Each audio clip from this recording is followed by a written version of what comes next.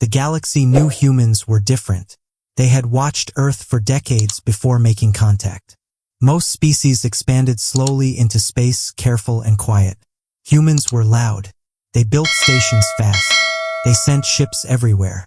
Their radio signals filled the void like screaming children. The Vorkith Empire controlled 40 star systems. They were old, powerful, and used to getting their way.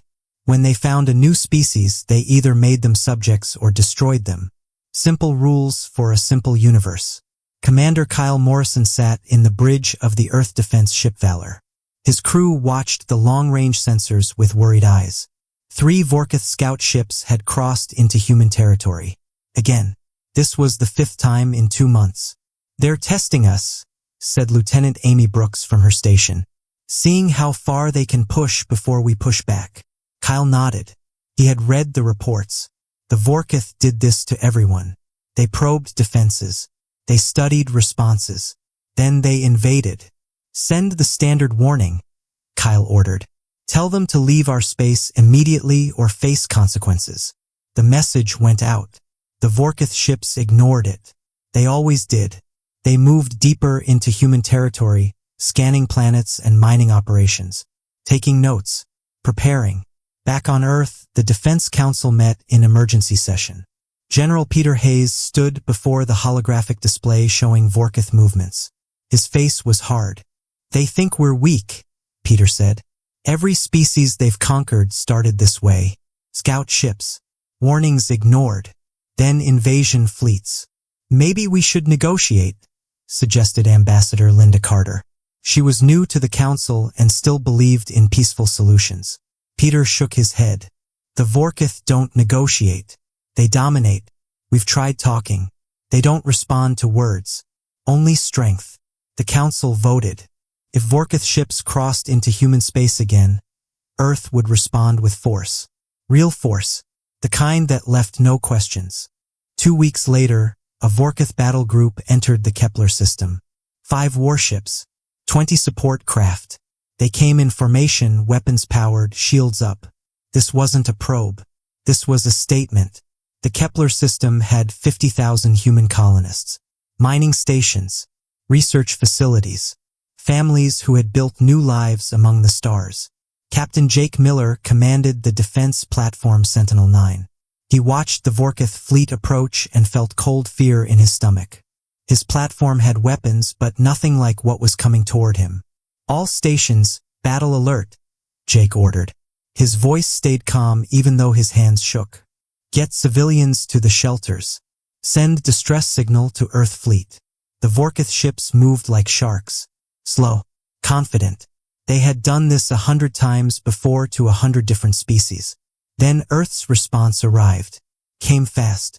Faster than the Vorkith expected. 12 human warships dropped out of faster-than-light travel right in front of the Vorkith fleet. The ships were new designs. Sleek, dangerous-looking. Commander Kyle Morrison stood on the bridge of the Valor again. This time, he wasn't sending warnings. "Open channel," Kyle said.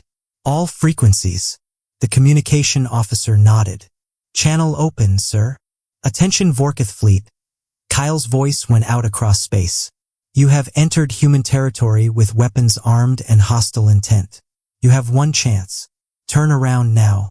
Leave our space. Never come back. This is your only warning." The Vorkith commander responded with laughter. Actual laughter. The translation systems caught every mocking tone. "Humans," the Vorkith commander said. "You are children playing with fire. Stand aside or be destroyed. Your choice." Kyle looked at his crew. They looked back at him. Every face showed the same thing. Determination. "Open fire," Kyle said quietly. The battle was fast and brutal. Human weapons were different from anything the Vorkith had seen. Rail guns that fired metal slugs at impossible speeds. Missiles that thought for themselves and couldn't be fooled. Energy weapons that cut through shields like paper. The Vorkith fought back.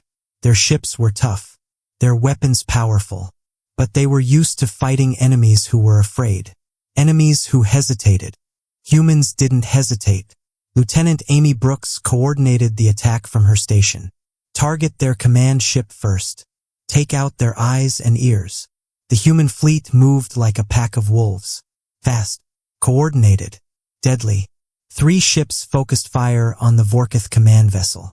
The shields flashed bright, then failed. The hull split open. Air and bodies spilled into space. The other Vorkith ships tried to retreat. Too late. Human ships were faster, more maneuverable. Within an hour, the battle was over. 4 Vorkith warships destroyed. 1 captured. Not a single human ship lost. Kyle walked through the captured Vorkith vessel with a security team. The alien crew sat in holding cells, staring at their captors with shock and fear. They had never lost before, never even imagined losing. Take them back to Earth, Kyle ordered. Let them tell the Vorkith Empire what happens to trespassers. News of the defeat spread across the galaxy fast. The Vorkith Empire was outraged, humiliated. A species they considered primitive had destroyed their battle group. The Vorkith High Council met in their capital world. Lord Commander Zathrak stood before the assembled leaders. His face showed the ridges and scars of a warrior race. This insult cannot stand, Zathrak growled. The humans must learn their place. We will send a proper fleet, a war fleet. We will crush their worlds and enslave their people. The council agreed. Within days, 100 Vorkith warships gathered.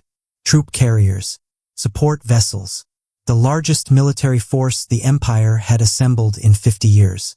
They were coming to make an example of humanity. Back on Earth, General Peter Hayes watched the intelligence reports. The Vorkith were gathering their strength. This would be bigger than anyone expected. Can we win? Ambassador Linda Carter asked.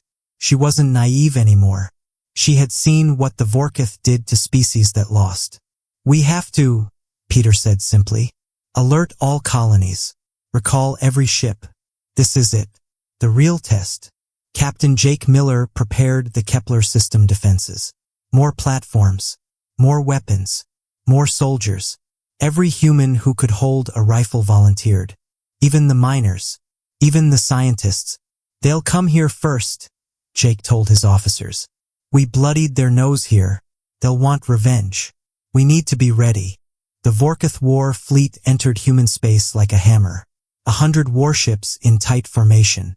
They came straight for the Kepler system, just as Jake predicted. But humans were ready. The defense platforms opened fire first. Rail guns and missiles filled space with death. The Vorkith shields absorbed the hits. Barely. They kept coming.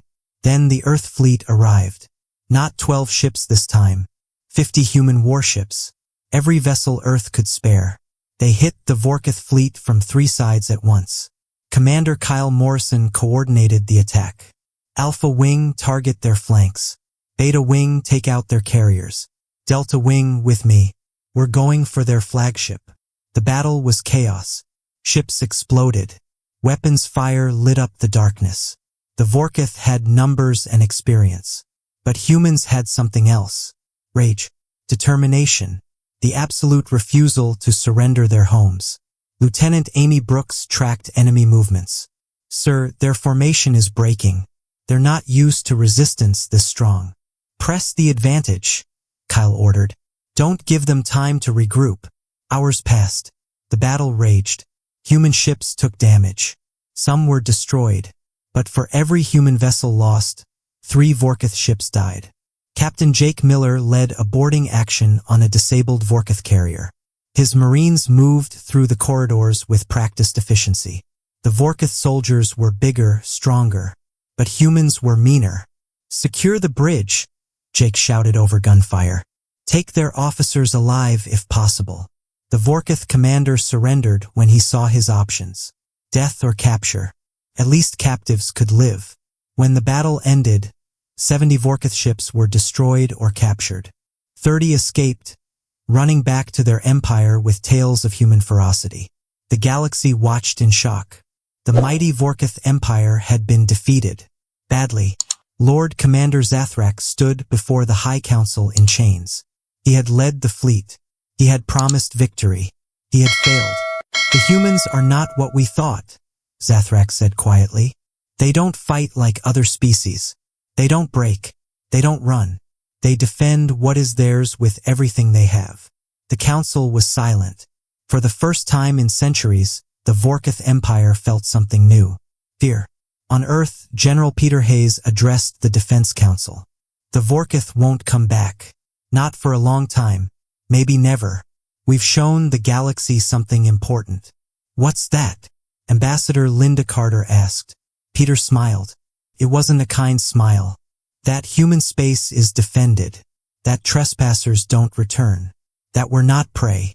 We're predators too. Commander Kyle Morrison stood on the bridge of the Valor, looking at the stars. His crew was exhausted but alive. They had protected their homes, their families, their future. Sir, Lieutenant Amy Brooks said, long-range sensors show 3 unknown ships approaching from the Rigel sector. They're not Vorkith. Kyle nodded. Send the standard message. Tell them human space is defended. Peaceful travelers welcome. Hostile forces will be destroyed. No exceptions. The message went out across the galaxy. A new power had emerged. Humans would defend their space. Always. Forever. And trespassers would never return. The word spread fast. Every species heard it. Some sent ambassadors. Some sent trade ships. But no one sent warships. They had learned the lesson the Vorkith learned too late. Humans protect their own.